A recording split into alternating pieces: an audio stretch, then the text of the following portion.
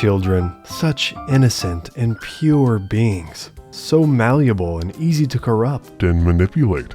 Children are exposed to a lot of weird things nowadays. You may think I'm talking about Skibbity Toilet or Kai Cenat, but shame on you for assuming. No, I'm talking about the things their parents choose for them to watch, which is typically cartoons. Most children watch cartoons growing up because it means their little gremlin is going to be distracted for a few hours instead of crying and shitting their pants. It's been like that for almost 100 years now, but most cartoons that have aired over that time are way weirder and creepier than parents probably thought they were at the time, which probably explains why everyone's brains are all fucked up now. So today I thought we'd take a little look-see at how cartoons have evolved and how strange they were in each of their respective eras. We're going to start off real strong with Betty Boop. She was an absolute icon in this era, but not for the right reasons. She was first and foremost a sex icon. Not really the character you'd expect kids to be watching and idolizing. Pushing past that, Betty Boop, along with a bunch of other Fleischer Studio cartoons, were really strange and off-putting. The character design, background design, audio design, and story beats all combine to make you feel like you're in a Benadryl dream you can't wake up from. Here, take a look if you don't believe me.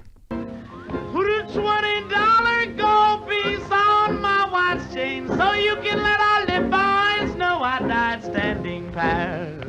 So this episode is called Minnie the Moocher. We start out with Betty Boop's dad yelling at her for not eating her food. Tell me once, why you don't eat your husband, Papa? Huh? He gets so angry that he turns into a record player for some reason. Because of this, Betty gets so sad that she threatens to kill herself by eating worms. Because that makes sense. I guess she decided that worms weren't on the menu today and that she was going to run away from home instead. When I'm gone, you wait and see. They'll all be sorry that they picked on me.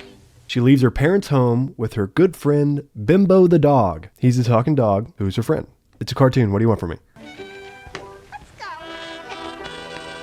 But this is the point in the episode where the acid really starts to kick in. Betty and Bimbo start to get attacked by these weird shadow creature things, so they run into a cave to try and hide and avoid them. That's the worst idea they could have possibly had, because that cave is where this weird-ass walrus thing lives. But the walrus is different. Instead of attacking them like the shadow creatures did, he just starts fucking breaking it down on them. For some reason, they try to run away from him, and they run even deeper into the cave where they find more monsters. There are these weird drunk skeletons that drink so much they turn into ghosts. And then there's these weird prisoner ghosts that they put in the electric chair and kill.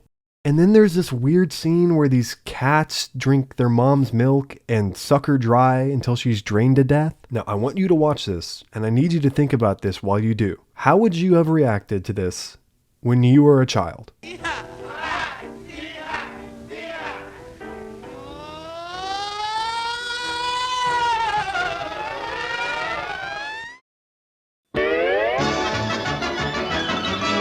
Bugs Bunny is a beloved, iconic character. He's the personification of joy and whimsy in the hearts of millions over the world. And he also hates Japanese people. In 1944, tensions were a little high in the world, I guess you could say. A lot of countries were having a little tussle with each other over some pretty serious things, and one of the biggest feuds was the US and Japan, as I'm sure we all know. Because Looney Tunes was so popular at the time, a lot of the episodes that aired were mainly just propaganda, so that they could convince children that mass murder was okay. This episode was peak propaganda. So the episode starts with Bugs Bunny being lost at sea as he sees an island on the horizon.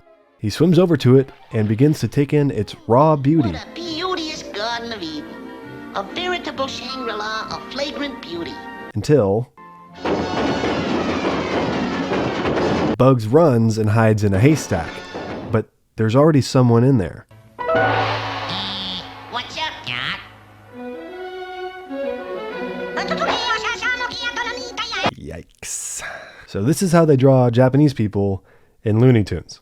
Yes, it's very racist and horrible as a whole. Again, crazy to think this was just shown to children and just accepted as being normal and fine. Throughout the entire episode, they just sort of keep setting up situations where Bugs can make the Japanese guy look stupid.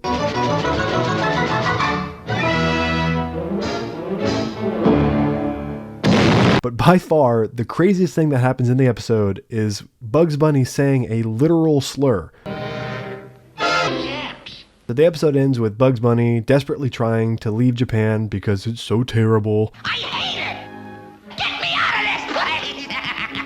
I hate it! But Bugs decides that he's gonna stay because, for some reason, there's a sexy lady bunny that lures him back onto the island with her womanly charms. And that's how it ends. So, kids, what have we learned this year? Timmy? That Japanese people are bad and don't go outside of your house because there's a walrus ghost. Exactly. We're gonna skip a few years to the 1990s, a time when cartoons were the gold standard of children's entertainment. One of the most popular cartoons of the 90s was Ren and Stimpy, a show that followed a psychopathic chihuahua and a stupid-ass cat. The show was run on Nickelodeon, which means it was seen by millions and millions of children worldwide. Let's see what these children were being shown. All right, let's get this job done.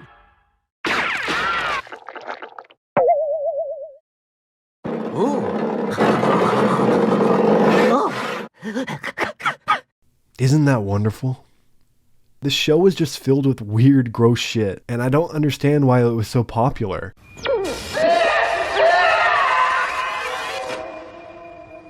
At last I have control of your TV set. Is your mother there?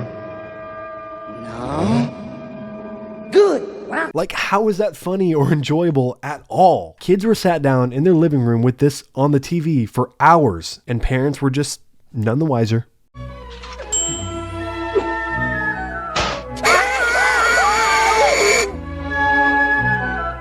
Like, holy shit, how did that air? For some reason, 90s cartoons loved gross out humor. And I remember watching them and just fucking hating it. To me, it was never funny. It was just something I had to like endure until it was over, which isn't what you want your audience to feel like, Nickelodeon. Finally, we fast forward to present day. Gone are the days where we would tune into Disney Channel to get our fix. Now kids get their cartoons from streaming services and here on YouTube. But what if I told you I'd rather watch a man rip his skin off with a cheese grater than force my child to watch what people are watching now? Don't believe me?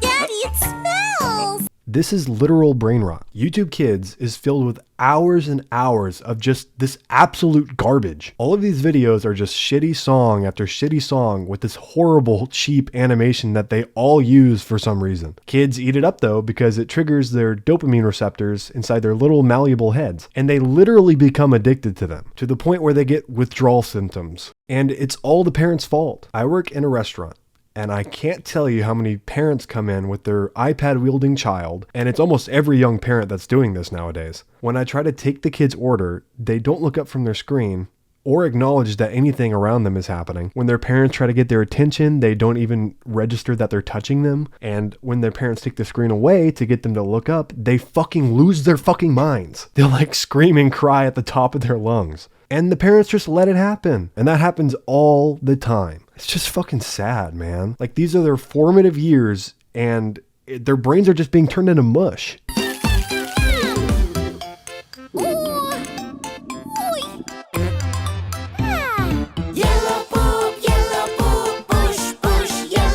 Cocomelon is the reason why most of this is happening. It's currently the most popular cartoon programming on the planet. It's consistently on the top 10 on Netflix, and their YouTube channel has over 170 million subscribers. It's the new era of cartoons, and it's basically just as weird and creepy as every other era of cartoons has been.